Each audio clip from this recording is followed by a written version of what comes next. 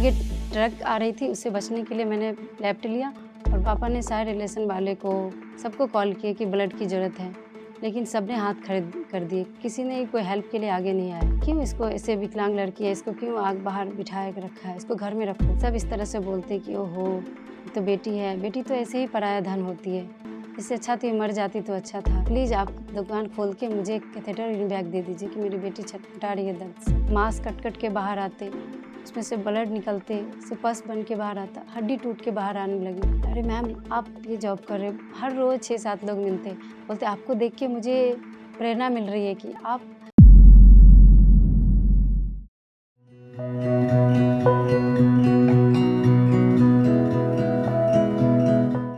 मेरा नाम विद्या है। मैं बिहार के एक छोटे से गांव समस्तीपुर डिस्ट्रिक्ट से बिलोंग करती हूँ।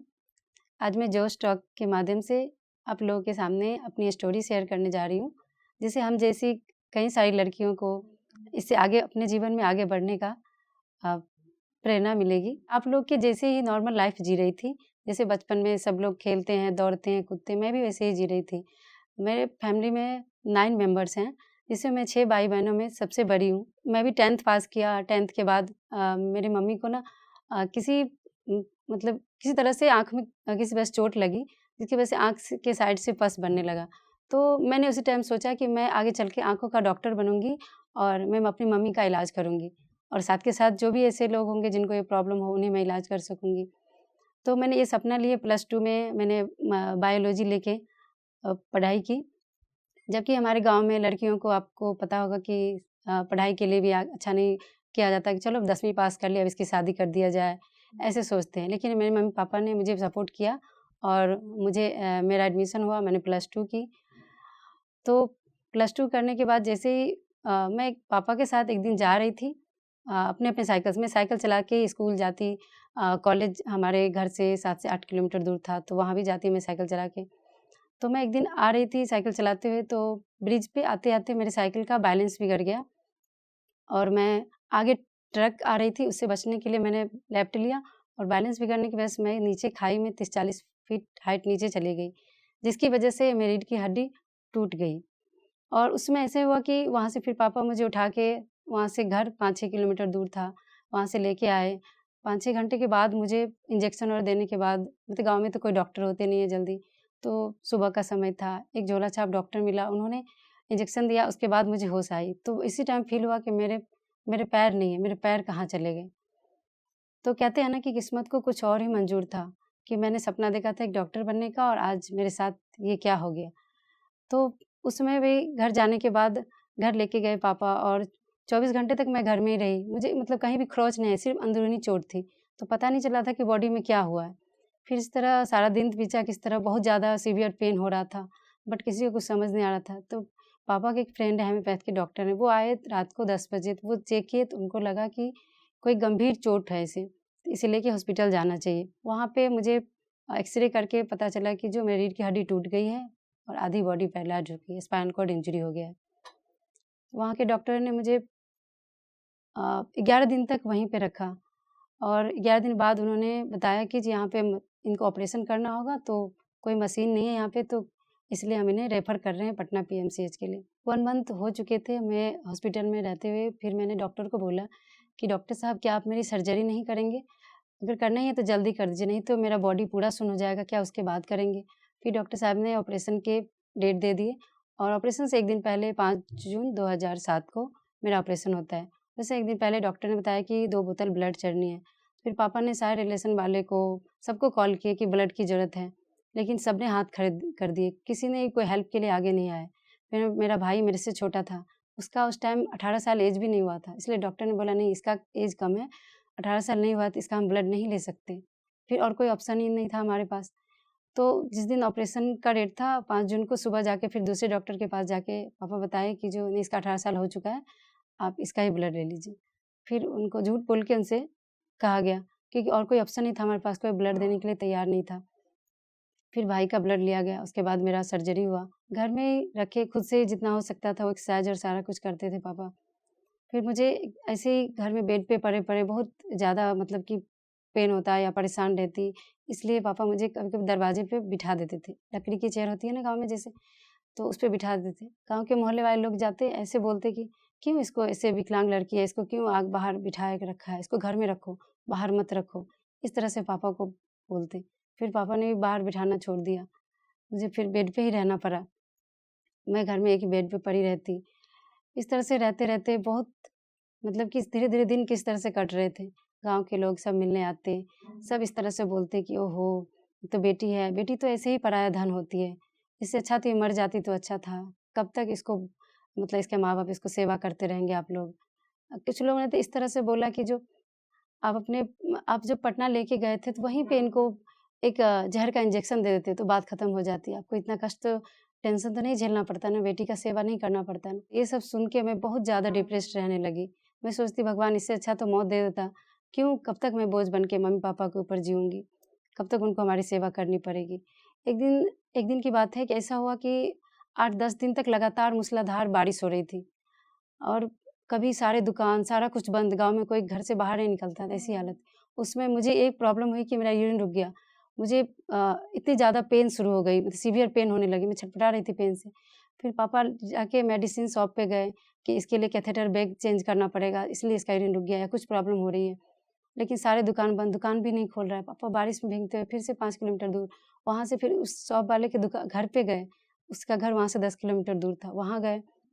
वहाँ उनको कितना रिक्वेस्ट किए कि प्लीज़ आप दुकान खोल के मुझे कैथेटर यूरिन बैग दे दीजिए कि मेरी बेटी छटपटा रही है दर्द से। वो ऐसी हालत थी, जब याद आती है तो बहुत बहुत दुःख होता है कि गाँव वालों ने कभी कोई हमेशा मतलब नेगेटिव बातें करने आते, ताने देते, लेकिन कभी कोई सपोर्ट नहीं करते। इस तरह से मुझे बेड पे रहते-रहते मतलब 11 साल हो गए। 2007 में मेरा एक्सीडेंट हुआ था और बेड पे रहते तो मुझे बेड सोर होने लगा। बेड सोर ऐसा कि मतलब मांस कट-कट के बाहर आते, उसमें से ब्लड निकलते, से पस बन के बाहर आता, हड्डी टूट के बाहर आने लगी। कोई डॉक्टर रिस्क नहीं लेता, नहीं ऐसे पेशेंट को हम नहीं देख सकते कि किसी को पता नहीं था कि स्पाइन को इंजरी क्या होता है, तो कोई डॉक्टर रिस्क नहीं लेना चाहता था। फिर मैं वहाँ पे तो किसी तरह से एक हेमियोपैथ के डॉक्टर है हमारे समस्तीपुर में, डॉक्टर रमेश, उन्होंने कितना रिक्वेस्ट किया सब जगह पे, तब एक प्राइवेट डॉक्टर ने रिस्क लिया। उन्होंने जैसे ब्लड चढ़ाया, ब्लड रिएक्शन हो गया, हार्ट बैठने लगा, तो डॉक्टर डर गए कि शायद इसको रिएक्शन हो रहा है ब्लड, तो उन्होंने सब कुछ हटा के बोला कि नहीं, अब इसको ब्लड नहीं चढ़ाया जा सकता, आप इसको घर ले जाइए, जितना दिन जिएगी अब ऐसे ही रहेगी। तो बहुत बहुत मुश्किल होती थी कि डॉक्टर ने भी जवाब दे दिया कि अब ये ठीक नहीं होगी, कुछ नहीं कर सकते, ब्लड भी नहीं चढ़ा सकते। तो फिर आके फिर से हम घर में ही बेड पे इस तरह से पड़े रहते और लोग आते मिलने, इस तरह से बोलते कि अरे बेटी धन है, ये तो कब तक इस तरह बोझ बन के रहेगी, कब तक इसको झेलोगे, इससे अच्छा इसको मार दो। लोगों की बात और घर की परिस्थिति से मैं बहुत कमज़ोर पड़ जाती, यानी कि डिप्रेस हो जाती कि जो क्या करूँ? क्या किस दिन तक खाना नहीं खाया कि चलो कुछ हो जाए या मौत आ जाएगी, लेकिन नहीं, ऐसा नहीं है। गाँव के लोग सब ये बोलने लगे कि जो अरे! ये तो एक बेटी तो विकलांग हो गई, अब तो इसकी 3 बेटी का तो शादी नहीं होगा। तो ये सुन के पापा भी बहुत परेशान रहते हैं, बहुत में से जल्दीबाज़ी में उन्होंने मेरे से छोटी जो बहन थी उसको 19 साल 18 साल हुआ ही था, उनकी शादी कर दी। उनकी शादी ऐसे लड़के से किए कि बस उस समय ऐसे जल्दीबाज़ी में ढूँढे, ऐसे पता चला कि वो मतलब अच्छा खासा है, दिल्ली में रह के काम करता है। बस ये जाने और कर दिए शादी। आज उसकी हालत ऐसी है कि जो उन्होंने वो वो वो कुछ भी देख-रेख नहीं करता मेरी बहन का। 2-3 साल से मेरी बहन मम्मी-पापा के पास ही रहती है। 2017 दिसंबर में मुझे चंडीगढ़ स्पाइनल रिहैब के बारे में पता चला और यहाँ की जो सीईओ हैं निक्की पवन कौर मैम, उन्होंने भी मुझे कॉल किया कि बेटा आप आ जाओ, आपकी लाइफ बहुत लंबी है। मैं सोची कि अब मैम ने फ़ोन किया है तो आप पापा एक बार चलते हैं चंडीगढ़ स्पाइनल रिहैब। क्या पता कुछ हो अच्छा लिखा हमारे लिए, कुछ कुछ तो रास्ता लगेगा या नहीं तो अब लौट के आ जाएँगे हम। तो ठीक है, फिर पापा तैयार हुए, पापा लेके मुझे चंडीगढ़ स्पाइनल रिहैब आए और चंडीगढ़ का नाम तो मैं पहले कभी तो सिर्फ़ किताबों में पढ़ी थी, सुना था, जानती नहीं थी। पहली बार मैं यहाँ आई 14 दिसंबर 2017 को, तो 2017 में आके फिर यहाँ आने के बाद मैम ने मेरे सबसे पहले बेडसोर की सर्जरी करवाई। आपको बताया मैंने जिसकी मेरे बेडसोर बहुत हड्डी तक पकड़ लिए थे, हड्डी टूट के बाहर आ रहे थे। तो उसकी सबसे पहले सर्जरी हुई, उसके बाद मेरा रिहैब हुआ, रिहैब कराकर मुझे इंडिपेंडेंट बनाया गया और इंडिपेंडेंट ऐसे कि मैं अपना सारा काम खुद से कर सकती हूँ, मैं कहीं भी आ जा सकती हूँ खुद से। तो मुझे खुद को अच्छा लगा कि अब मैं इंडिपेंडेंट बन गई हूँ, मुझे अब जॉब करना चाहिए। इसी बीच मैम ने बताया कि जो एक स्विगी डिलीवरी में जॉब आया है, तो आप करना चाहोगे? मैंने वही सोचा कि चलो काम शुरुआत तो हम छोटे से भी कर सकते हैं, काम कोई छोटा या बड़ा नहीं होता। फिर मैंने स्विगी डिलीवरी स्टार्ट किया। अभी लगभग मेरे 1 ईयर हो चुके हैं स्विगी डिलीवरी में जॉब करते हुए।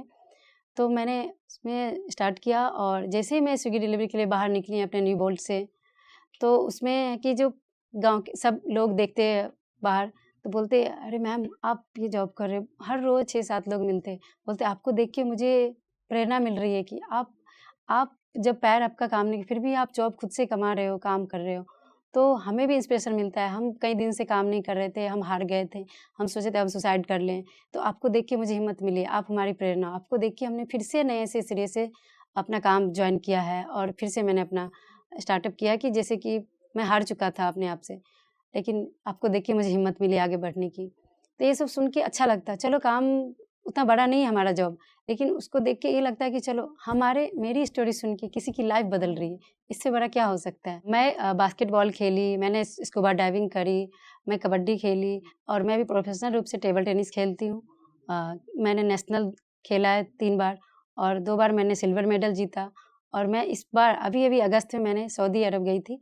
फर्स्ट टूर्नामेंट मेरा चैंपियनशिप हुआ था, इंटरनेशनल चैंपियनशिप मैंने खेला, उसमें मुझे ब्रॉन्ज़ मेडल आया और आगे मेरा ड्रीम है कि मैं पैरालंपिक में इंडिया के लिए गोल्ड लेके आऊँ। हमारी प्रॉब्लम अभी भी कम नहीं होती हमारी बॉडी में, क्योंकि जब भी हम कोई जॉब करते हैं या हम सिटिंग करते हैं, तो हमारे ब्लैडर और बबल मैनेजमेंट बहुत ही मुश्किल है, क्योंकि हमें कुछ भी फ़ील नहीं होता कि कब हमें यूरिन आ रहा है या मोशन का फ़ील कुछ भी हमें नहीं होता। तो उसे मैनेज करना बहुत मुश्किल होता है, हर 1 मिनट, हर एक पल। तभी हम अब सब आप लोगों को लग रहा हो कि मैं सीधा आराम से बैठी हूँ, कुछ नहीं हुआ है। लेकिन हमारे बॉडी में बहुत सारी प्रॉब्लम हमेशा चलती रहती है। उस न्यूरोपैथिक पेन और साथ के साथ अगर हम शिफ्ट होते हैं चेयर से दूसरी चेयर पे या बेड पे, तो हमें सबसे ज़्यादा अपनी बॉडी का केयर रखना होता है। क्योंकि कहीं पे भी थोड़ा-सा खरोंच आएगा, तो वो बेडसोर बन जाती है। वो बेडसोर बहुत ही भयानक रूप ले लेती है, जिससे कि मौत भी होती है बहुत सारे ऐसे पेशेंट को। तो उससे मुझे सबसे ज़्यादा केयर करना होता है अपनी बॉडी को और बबल ब्लैडर मैनेजमेंट करते हुए हमें अपना काम करना है, क्योंकि हमें तो अपने लक्ष्य को पाना है और आगे बढ़ना है। इसीलिए हम इसको अपनी मुश्किलों को, अपनी प्रॉब्लम को साथ में झेलते हुए हम आगे बढ़ते हैं। मैं यही कहना चाहूँगी सब लोग से जो भी लड़कियों को कम समझते हैं, प्लीज़ आप लड़कियों को सपोर्ट कीजिए और आप एक मौका तो दीजिए, लड़की बेटियाँ ज़रूर आसमान छुएगी। और मैं लास्ट में ये कहना चाहूँगी कि आप लोग कभी कोशिश करना मत छोड़िए। जो हम जैसे लड़कियाँ हैं वो भी और जो भी जैसे भी आप कभी भी छोटी-छोटी प्रॉब्लम से हार के आप सुसाइड करने का सोचते हैं या फिर नहीं गिव अप कर लेते हैं कि हमें कुछ नहीं कर सकते हम लाइफ में। तो कभी हार मत मानिए, क्योंकि भगवान ने एक अनमोल्य जीवन दिया है हमें और इस जीवन को बिना जिए नहीं जाना। कभी जब हमारे अंत समय आएगा तो उसमें ये ना सोचेंगे कि हमने कुछ किया नहीं लाइफ में। बस कोशिश करेंगे हम, परिणाम तो परमात्मा के हाथ में है। इसलिए कोशिश करते रहिए और अपनी लाइफ में आगे बढ़िए।